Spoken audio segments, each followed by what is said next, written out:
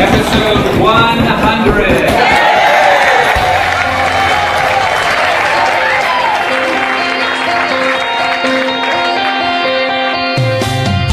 The 100th episode was a huge milestone for us. The writing is great, the acting is great, the editing is great, the music is great. You can't have a 100th episode without a huge fan base. Without the fans, we wouldn't be here, so I give 100% credit to them. It's been quite a ride. And it still feels fresh and it still feels exciting, so hopefully we'll continue for another 100. The 100th celebration was great to have. Obviously, we wanted to celebrate the fact that we've made it. I was surprised it got on the air, and now that we're here at 100, it's phenomenal. It's great, it really is. We're extremely excited. It's very funny, we got a memo and it said, we've done 6,000 episodes. No, it's really 100, but it feels like 6,000. And I think it's a bit of both. It feels like it's gone by really, really quickly, and also we're very tired. It's hard to even sort of internalize. It doesn't feel like it's been that long. It doesn't, every time I try to remind myself that we're 5 years in, it doesn't quite compute. It doesn't, I don't know, it just feels surreal. To be part of TV history, I've kind of experienced a little bit before, but not to be in it from the genesis to now. And it's been a blast. Shonda and Betsy and the writers have just created incredible characters, and the characters are really what drives the show. You're fantastic. Thank you, sir. Thank you. It's my #1 fan. I'm really excited to be part of it, you know. It's like, I mean, it's hard to be in this business, it's a tough business sometimes, but this place feels like a family. And here we are, 100 episodes later, and we're all together, we're all doing the same thing, and that is, to me, a huge accomplishment. Big day! Biggest day of your life? Don't do that. The 100th episode is a tribute to everybody, and we wanted to make it special. As the director of the episode, Action! we have a system set up at Grey's that starts with obviously getting the script. Shonda wrote the script. I put a huge amount of pressure on myself to sort of write an episode that felt worthy of being the 100th episode. It's not the biggest day of my life, it's the biggest day of Izzy's life. I'm excited about the marriage, not some wedding. Anyway, she's the one who's gone all bridezilla. But I thought, like, what do the fans want to see? Like, what would be great for them? Like, what would be kind of a gift for them for having watched all this time? It's a really powerful episode for the 100th episode, and it's about beginnings and endings, you know, as I think this show does well all the time. Okay, charge to 200. Becca, what's going on? This is the biggest day of my life. Where in the hell is Hunt? It's emotionally what Shonda does best, which is the mixture of incredible sadness and pain. I think she's really gonna die. And the incredible joy and relief. She's right. The dress isn't for Meredith.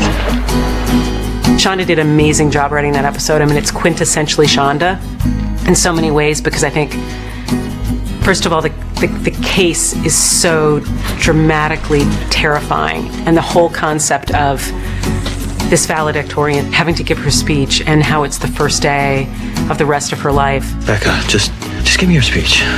You worked hard on it, so you should do it right now. Come on. Today's the day my life begins. That's the thing that somehow or another Shonda always gets to the core of, which is in the most extreme situations, how will you behave? How will you perform? How will you actually hold yourself? I think it's an amazingly dignified episode of television. Time of death, 10:45. He's coding. Get a crash cart. Our show has table reads, usually at least 3 days before we start shooting. The important part of it for me is we finally get to hear the words sort of aloud. You slept here? I'm like, what? You slept here? I slept here.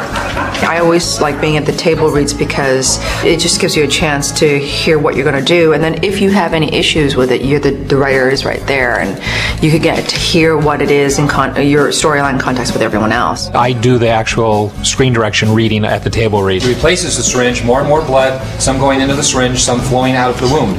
My focus really isn't on performance of the actors, and some of them try to give a performance, others just are reading it just to hear it for the first time also.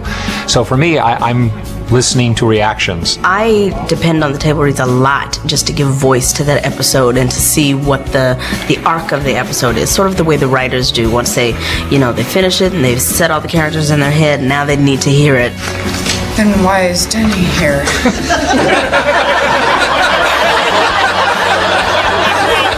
I think it's fun to play with each other as actors sitting around a table. There's a lot of potential there, and you feel it and you see it, and hopefully it works. Hallucinations are neurons firing in the brain. Like seizures. Is Denny here now? No. Can you summon him in a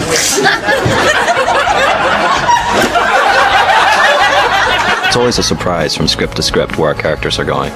So it's always kind of nice to know what's up. The writers want to hear what the words sound like, and contingent upon how well they work or don't work at the table read sort of determines whether or not they're going to change things. He got you a solo surgeon. Happy wedding day, man.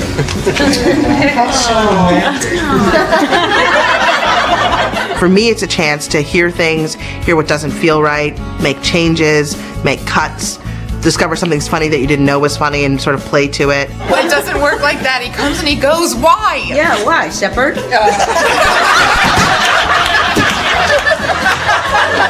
Derek Shepard. That's good.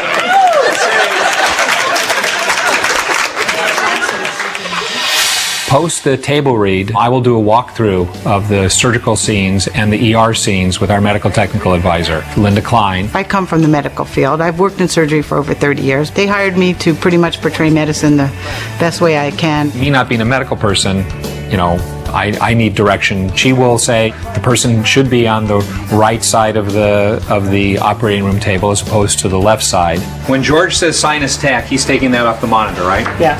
Okay, so That's over there. that's for this guy's here. Yeah. She's got to bring the reality to a scene, because she does work in medicine, and sometimes she's like, there's no way that this is going to happen. You have to do it this way. She's going to hand them to him. He takes them, and then he goes. Yeah. She's always paying attention to the medical and the accuracy and keeping everything right. And Rob's job is to pay attention to the visual. Rob sets the shot up, and then Linda tells him it's wrong. So Linda, What are you picking this up? bang, doors. 22, because the driver's seat of his car got crushed by a semi. David Simmons, 22-year-old in his driver's seat who sustained chest contusions. A couple of they'll do it much better than me. Alex. What are the injuries? He got crushed by a semi. No, you can't go in yet. Why not? Because you have to wait for them to say, take him to Bay 1 until we get trauma room. In the 100th episode, when all the students from the bus crash came in, that was difficult because they were all flat on their backs with their heads connected to a board that they were laying on the gurney. And yet they were all communicating with each other and they couldn't see each other. So I had to sort of come up with a plan of how they each knew the other person was there. And it all came with the timing of who said what when. When the first young man came in, it wasn't so important for where he was, other than to have him close to where the second person was coming in, and she could hear what he was saying. So I positioned them next to each other. Then the third person came in, he overheard the young girl speaking as he was being wheeled in. Jordan! Becca?